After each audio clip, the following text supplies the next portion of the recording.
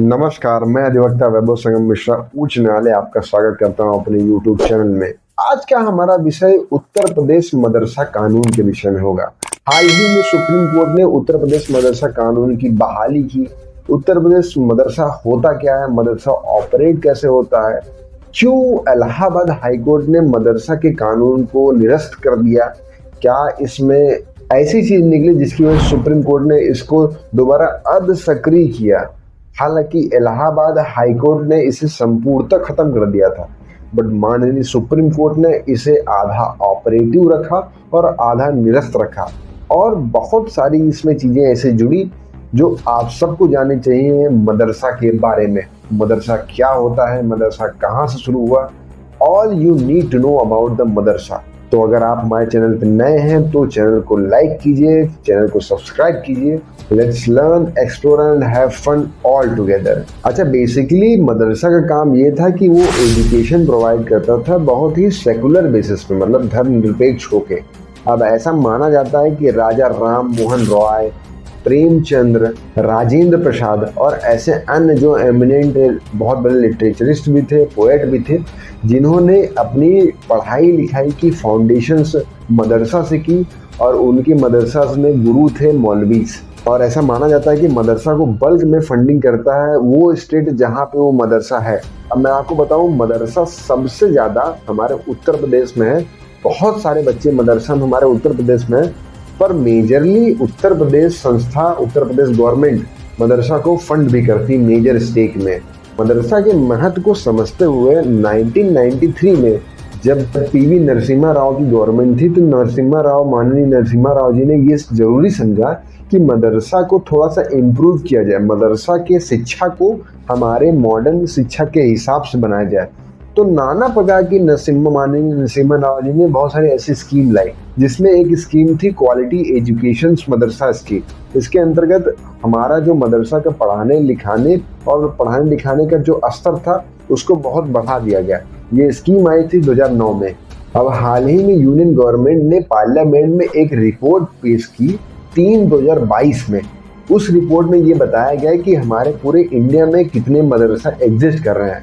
उसमें ये बताया गया 24,010 मदरसे पूरे इंडिया में एग्जिस्ट कर रहे हैं, जिसमें अप्रॉक्सीमेटली 60%, अगर हम नंबर में बांटेंगे इसको, 14,400 मदरसे केवल उत्तर प्रदेश में ही हैं, जिसमें 11,221 रिकॉग्नाइज्ड मदरसा जो हमारे उत्तर प्रदेश में है। साथ ही साथ 2,907 ऐसे मदरसा हैं जो रिकॉग्नाइज नहीं है। रिकॉग्नाइज का मतलब लीगली रजिस्टर्ड नहीं, जो ऑपरेट कर रहे हैं हमारे उत्तर प्रदेश में ही। अच्छा, जब 2004 में उत्तर प्रदेश मदरसा एक्ट बना, तो इसका बेसिकली स्कोप यही था कि वो एजुकेशन का स्टैंडर्ड मेंटेन करे, टीचरों का अपॉइंटमेंट मेंटेन करे, क्वालिफिकेशंस उनकी देखें, क्वालिटी मेंटेन करे, हाइजीन मेंटेन करे। तो इसी स्कोप के साथ इस कानून का 2004 में इन्फोर्समेंट हुआ था उत्तर प्रदेश में। इसी कानून के अंतर्गत उत्तर प्रदेश मदरसा बोर्ड ऑफ एजुकेशन कॉन्स्टिट्यूट किया गया, जिसमें मुख्यतः मुस्लिम कम्युनिटी से ही लोग थे। अब मदरसा के कानून में एक धारा 9 थी, उसके अंतर्गत ये सारी चीजें लिखी हुई थी, किस तरीके से एग्जाम कंडक्ट कराया जाएगा मदरसा में, किस तरीके से उसके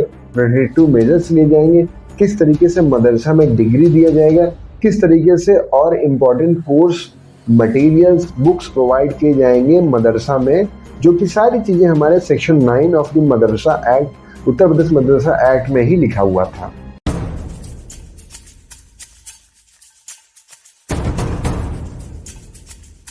ये तो हो गई थोड़ा सा सार उत्तर प्रदेश मदरसा एक्ट का। अब हम लोग समझते हैं केस क्या था। अक्टूबर 23, 2019 में इलाहाबाद हाई कोर्ट की सिंगल बेंच की एक जजशिप बैठते हैं, जिसके सामने एक मैटर आता है। वो मैटर फाइल किया गया था मोहम्मद जावेद के द्वारा।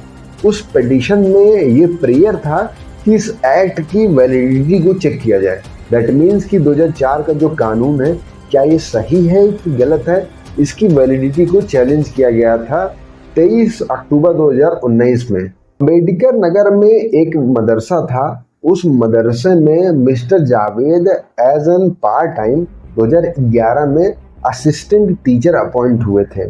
उनकी पर मंथ की सैलरी 4,000 रुपये थी और उनको अपॉइंटमेंट के समय एग्रीमेंट दिया गया था कि उनकी सालाना सैलरी 8% के दर पे बढ़ाई जाएगी।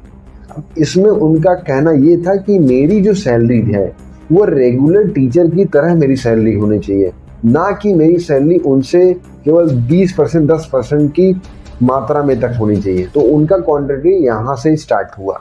उनका दूसरा कंटेंशन ये था कि जो शिक्षक अपॉइंट होते हैं मदरसा में वो स्टेट बॉडी के द्वारा गवर्न हो। उसमें स्टेट बॉडी में कौन होगा? मदरसा शिक्षा परिषद, जो कि डिस्ट्रिक्ट माइनॉरिटी वेलफेयर ऑफिसर्स होते हैं, उनके द्वारा और उनके निगरानी में ही टीचर्स का अपॉइंटमेंट हो, ना कि उस मदरसा के अंतर्गत जो बैठे लोग हैं, जो क्वालिफाइड और नॉन क्वालिफाइड, उनके द्वारा अपॉइंट किया जाए।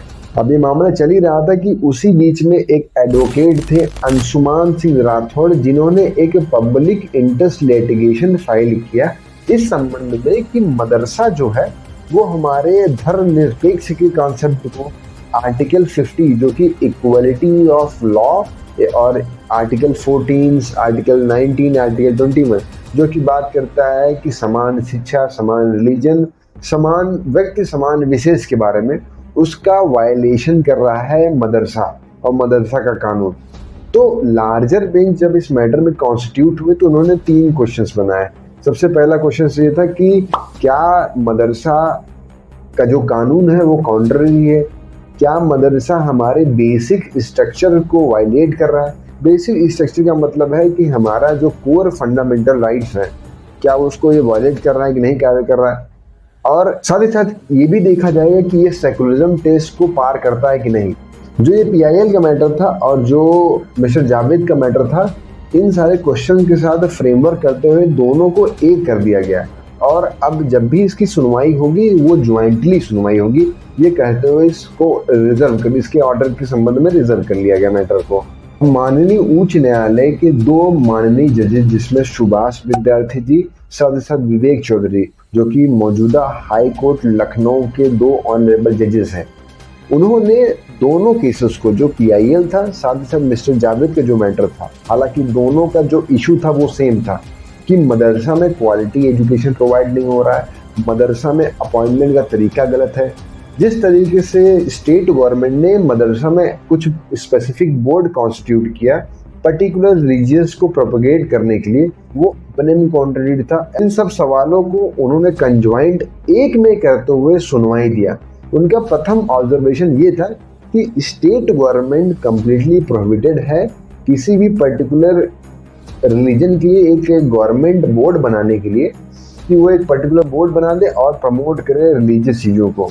प्रमोट करना अलग हो गया, बट पर्टिकुलरली एक रिलीजन में उनको बोर्ड बनाना, उनको बल्क में फंडिंग करना, ये कॉन्ट्ररी और डिस्क्रिमिनेटिव है।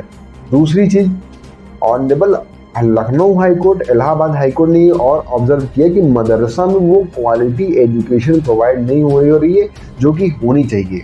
उन्होंने एक रूल को इसमें अटैच किया, कहा कि एंट्री 66 यूनियन लिस्ट के अंतर्गत एक अच्छी क्वालिटी एजुकेशन मौलिक अधिकार है इंडिविजुअल्स का, जो कि होना ही चाहिए और हर इंस्टीट्यूशन में प्रोवाइड करना चाहिए। पर मदरसा में ये पॉसिबल नहीं हो पा रहा है। मदरसा में न तो क्वालिटी एजुकेशन प्रोवाइड हो पा रहा है, न तो वहाँ पे कोई ऐसी सुविधा है जो कि एक अच्छे लेवल पे एजुकेशन को प्रमोट करता है। साथ ही साथ उन्होंने ये भी ऑब्जर्व किया कि मदरसा बेसिकली रिलीजियस पढ़ाई के बारे में ज़्यादा एम्फेसाइज करती है, बल्कि उनको इन सारे अदर सब्जेक्ट्स पे भी ध्यान देना चाहिए, जो कि मैथ, साइंस, इंग्लिश भी है, जो कि मॉडर्न एजुकेशन के लिए बहुत ज़रूरी है।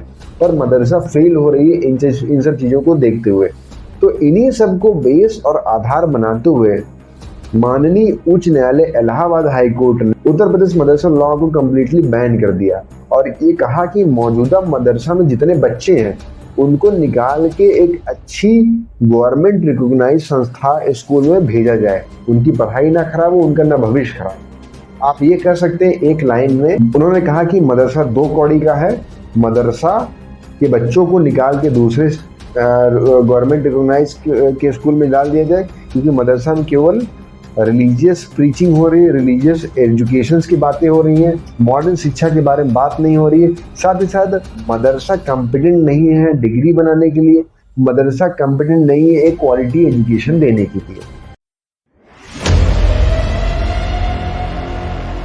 जब ये ऑर्डर पास हुआ तो माननीय सुप्रीम कोर्ट में उसी बीच में जून मंथ में बहुत सारी ऐसी चाइल्ड वेलफेयर बॉडी थी जिन्होंने बहुत सारे ऐसे सर्कुलम जारी किए कि जितने भी अनरिकॉग्नाइज्ड मदरसा हैं उनको उनकी तुरंत फंडिंग बंद की जाए। साथ ही साथ अगर उसमें कोई हिंदू बच्चे हैं तो तुरंत उनको निकाल के दूसरे स्कूल के बच्चे में डाला जाए। उनकी ये प्रेयर उनके स्टेट के सेक्रेटरीट से थी। तो उत्तर प्रदेश के सेक्रेटरीट ने इस पे डायरेक्टिव्स भी दिया और ये ऑर्डर भी दिया कि जितने भी मदरसा में हिंदू बच्चे हैं उनको निकाल स्टेट रिकॉग्नाइज स्कूल में डाला जाए। ये सीरीज चलता रहा। इस सीरीज को त्रिपुरा ने भी फॉलो किया और त्रिपुरा में भी बहुत सारे ऐसे डायरेक्टिव्स और सर्कुलम जारी किए गए कि जितने भी अनरिकॉग्नाइज्ड या फिर रिकॉग्नाइज्ड मदरसा है जो एजुकेशन एक्ट 2005 को अटेन नहीं कर पा रहे हैं उनको कम्प्लीटली अनऑथराइज्ड और बैन किया जाए प्रदेश में। अगर हम लोग बात करेंगे सुप्रीम कोर्ट ऑफ इंडिया की, सुप्रीम कोर्ट ऑफ इंडिया ने ऑनरेबल इलाहाबाद हाई कोर्ट के रूलिंग को सेट असाइड कर दिया।